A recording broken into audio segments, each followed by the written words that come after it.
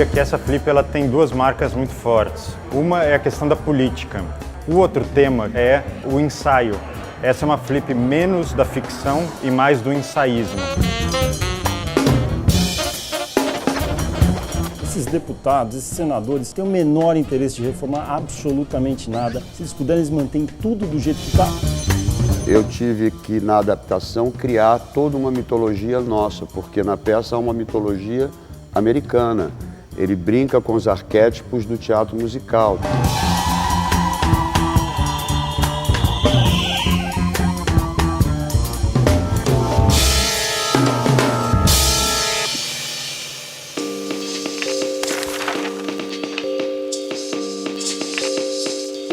Boa noite. A onda de protestos das últimas semanas no Brasil dominou a Festa Literária Internacional de Paraty deste ano. Escritores e artistas no evento se dizem perplexos com os rumos e a força que as manifestações tomaram e procuram entender os seus eventuais desdobramentos. O TV Folha foi até lá para conferir.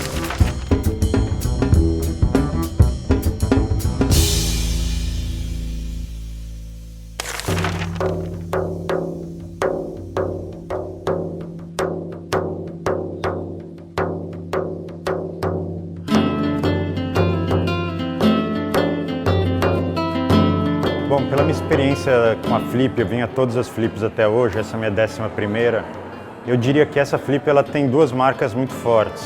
Uma é a questão da política. A política nunca esteve tão presente na flip. O outro tema que é relacionado à política é o ensaio. Essa é uma flip menos da ficção e mais do ensaísmo. Sempre teve uma preocupação de fazer com que a literatura dialogasse com o tempo que a gente vive. A escolha do Graciliano realmente acabou sendo muito adequada para o momento político do país. Ele percebe que fazer uma literatura crítica no Brasil é criticar também a própria literatura e pensar o próprio lugar do escritor num país com as desigualdades da sociedade brasileira. Por que eu estou em Paraty? Para falar sobre cinema e literatura. Sempre que posso eu venho, tenho muito a aprender, sobretudo nesses momentos de perplexidade. I'm a writer, I write about art mainly, and also I've written about politics. Estava muito afim de vir aqui causar um tipo de tumulto, né? E tomara que eu consiga.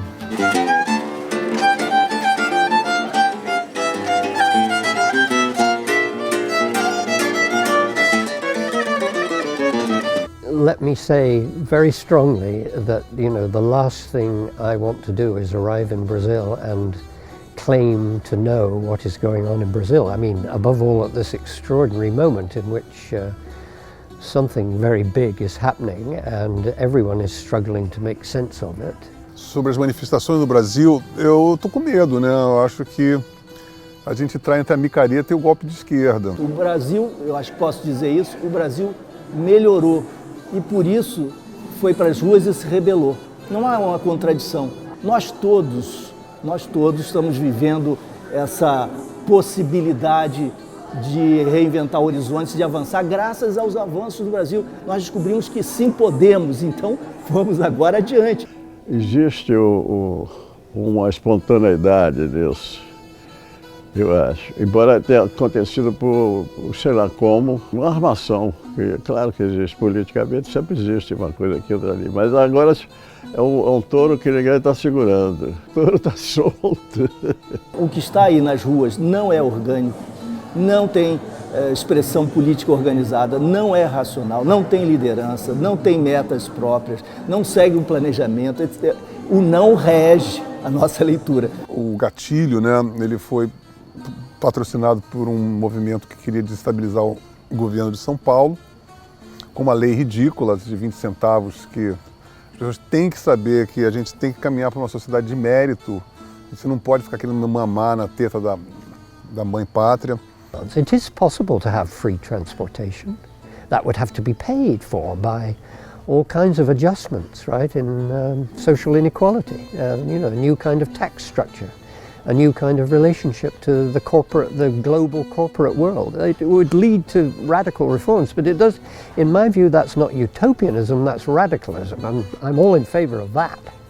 E aí começamos a ver uma coisa micarética, vândalo / micareta, né? Eu tinha a revista Capricho, você viu assim, faça um penteado para você ir para passeata, descolar o seu gatinho manifestante. Se a gente se precipita em explicações, a gente tende a exorcizar a novidade, a diferença, a singularidade, o desafio. Porque de acordo com o sentido, com o significado que venhamos a atribuir a isso aí, na sua multiplicidade, os desdobramentos se seguirão. Look, it is extraordinary to us that in Brazil, of all places, part of the protest is against football. Not against football, of course, right? Not even against the cult of football, but against what I would say, I would call the church of football. Right? Some kind of grotesque alliance between the state and the commercialized sport complex. Agora, eu sou sempre otimista, eu acho que alguma coisa vai virar para frente depois disso. Quando isso terminar, se terminar, porque cada vez mais as reivindicações vão surgindo e se avolumando, né?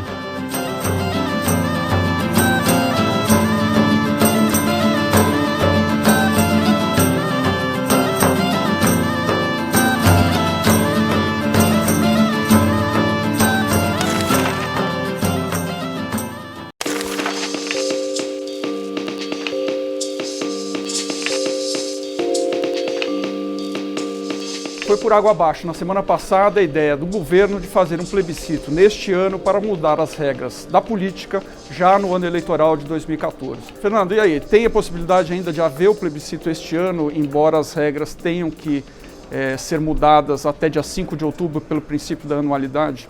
A não ser que o governo faça um recuo do recuo, está enterrado o plebiscito para este ano, para efeito do ano que vem.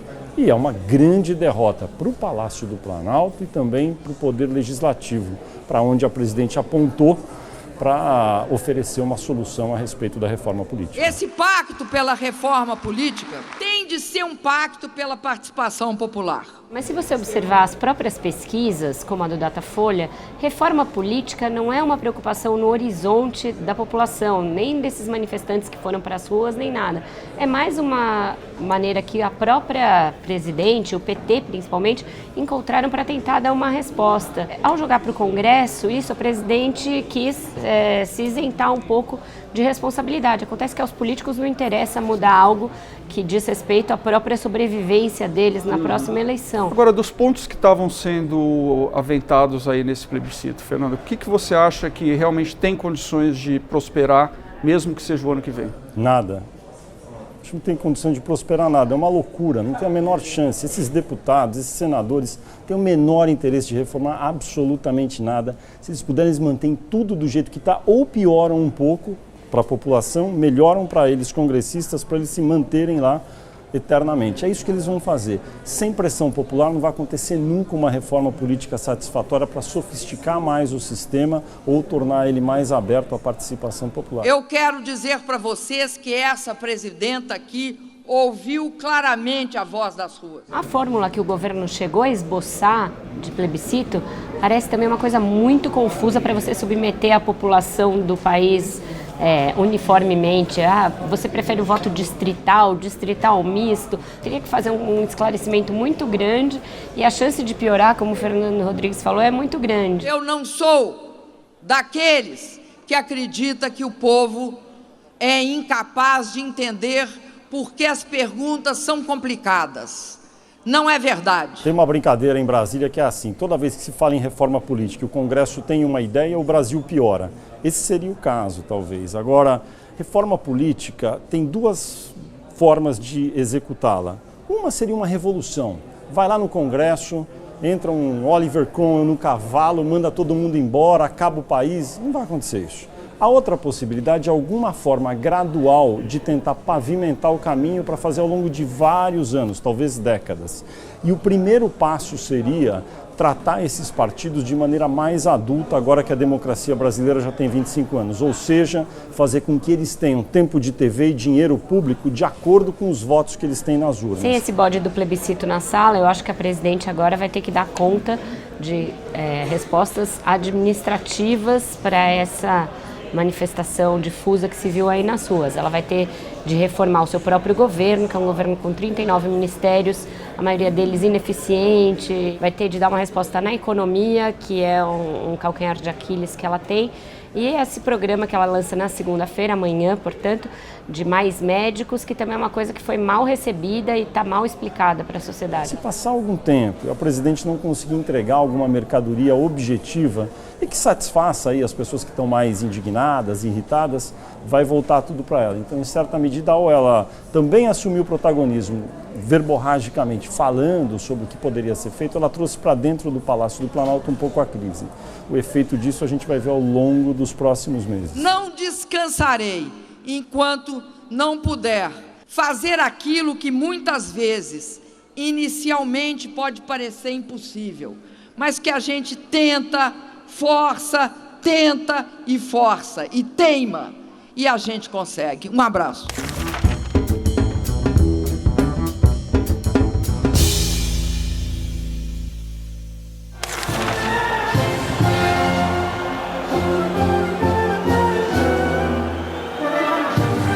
O que a gente precisa parar com essa bobagem de dizer futebol e política não se misturam.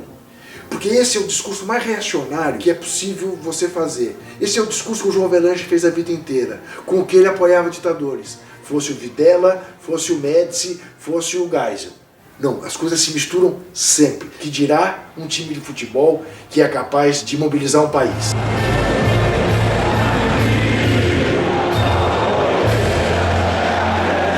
É desmerecer a sabedoria popular você achar que o povo confunde a vitória esportiva com as suas necessidades políticas.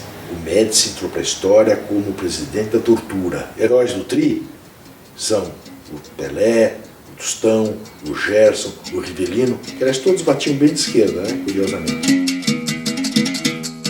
O que não significa que os governos não tentem se apropriar. Isso é uma outra coisa. É claro que a ditadura tentou se apropriar. Com a história do Brasil eu não deixo, todas aquelas mensagens fascistoides que caracterizaram aquela época. As maiores arbitrariedades cometidas com uma delegação esportiva nesse país foi cometida em plena democracia no governo do professor Fernando Henrique Cardoso, quando obrigou um time que tinha viajado 24 horas da Ásia para cá, ficar 7 horas em cima de um caminhão de bombeiros para ir do aeroporto de Brasília até o Palácio do Planalto, que acabou sendo coroado por aquela legítima manifestação no Vampeta de dar cambalhota na rampa, bêbado. Eu estou esperando uma Copa e eu acho que eu sou o pé quente. O governo é padrão. Eu gosto muito do Filipão. Seu governo é padrão? Meu governo é padrão Filipão. Tomara que fosse. Que o time dela não tem Neymar. Que o time dela não tem Fred. Que o time dela não tem Paulinho. E nisso ela está muito sozinha.